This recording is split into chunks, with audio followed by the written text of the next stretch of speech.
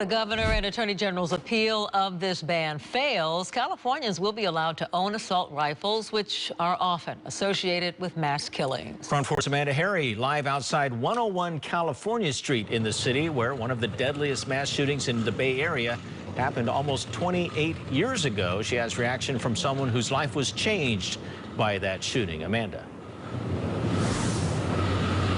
I spoke to a man whose wife was killed in that shooting back in 1993.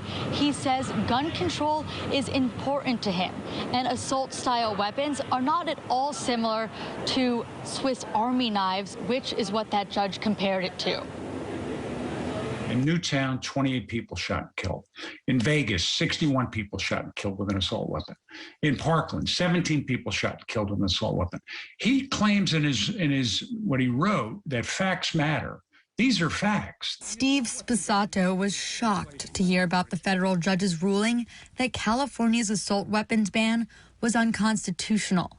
His life was changed by gun violence almost 30 years ago. I come at this through a horrific experience.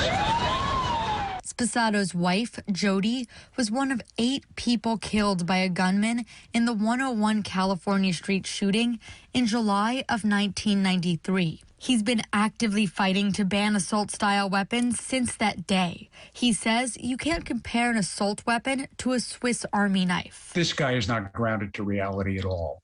This is a person that really doesn't understand what happens when these weapons are used like they're designed to hold at the hip and kill a lot of people in a short amount of time. Sposato describes himself as a lifelong Republican, but he supports the governor in his effort to appeal the court ruling.